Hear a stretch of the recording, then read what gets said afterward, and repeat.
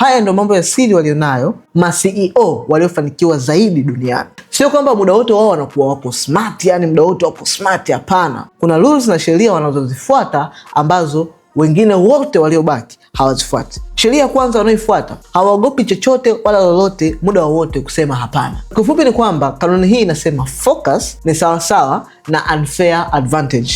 Ukifocus unapata matokeo ambayo ni unfair. Badala ya kuanza lumbana hapa katikati, leo uko na project hii, kesho kuna project hii. No, they stick to what they focus on. Kwa sababu ukifocus kwenye kitu fulani, definitely automatically itakupa unfair advantage kuliko mtu yoyote ambaye leo akaamua kuuza huku anatakataka. Rule namba 2, wanafikiria mambo kwa muda mrefu. Hawaundi vitu vyao kwa siku kwamba leo nimeanza biashara yangu, kufikia Jumatano nitaanza kuwa milionea, nitakuwa tajiri. No. Kwa mfano, Jeff Bezos ameunda hii Amazon.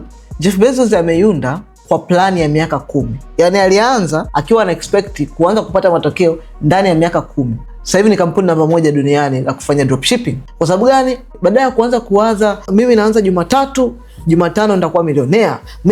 Hii biashara nimeona haiendi vizuri. Namna gani? Nina mwezi wa pili sasa, sipati matokeo. Ma CEOs wanaofanikiwa hawawazi kama mtoto wa darasa la kwanza kwamba leo naanza kesho namaliza shule. Hapana, wanafanya mipango yao kwa muda mrefu. Namba 3, wanajiondoa wao katikati ya kazi. Yani badala kuwa umeanzisha project alafu kuhakikisha hiyo project umeijenga wewe mwenyewe ndio unaoperate everything, hapana, wanatengeneza system zitakazoweza kuoperate kwa standard ile wanaooperate wao, hata wao wakiwa hawapo. Badala ya kuwa biashara inakuwa ni mzigo, yani yamekuwa yamemwelemea. Unaweza kumkuta mtu amefanya biashara, lakini ile biashara mpaka inamtokea usiku. Nini wanachokifanya? Wanatengeneza system zitakazoweza kuoperate hiyo biashara, either kiwepo, either kiwa nje ya biashara yake. Sheria namba 4, hawafuati trends, wanatengeneza infrastructure.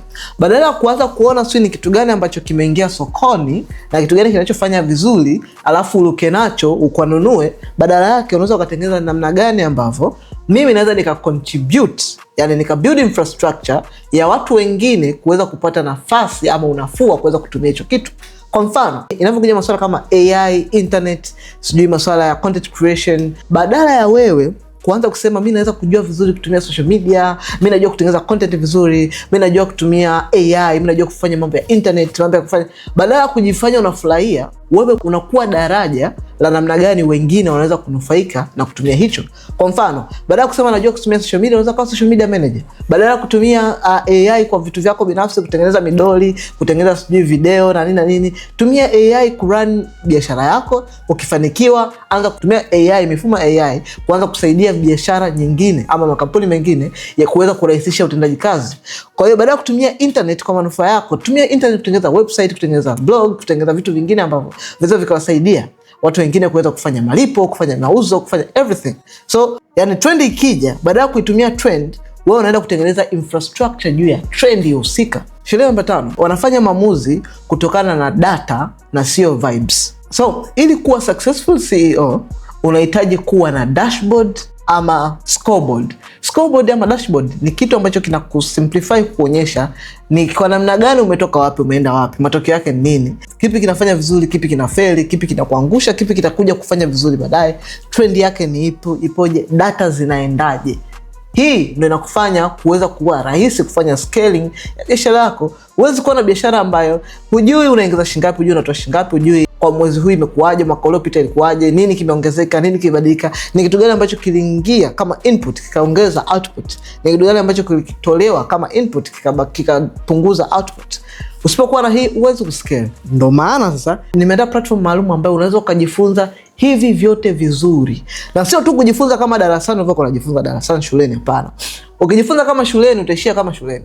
Inahitaji ujifunze more practically how to do all these things, kwa mifano, kwa matokeo na namna gani ya kuweza kufanya practically ukiwa kwenye level uliopo hiyo popote ulipo. Unaweza ukaingia na kujifunza hivi vyote vizuri step by step practically. So hii platform inakuruhusu kujiunga popote ulipo. As long as unasikia Kiswahili, you can do it. Unaweza ukajiunga kwenye hii platform. Gusa kwenye bio hapo, utakuta link itakupeleka moja kwa moja kwenye landing page, itakupa mwongozo mzima namna gani ya kuweza kujiunga. Na kama unaona video hii kwa Instagram, comment neno MBH. Nitakutumia link hii mimi mwenyewe kwenye DM yako sasa hivi.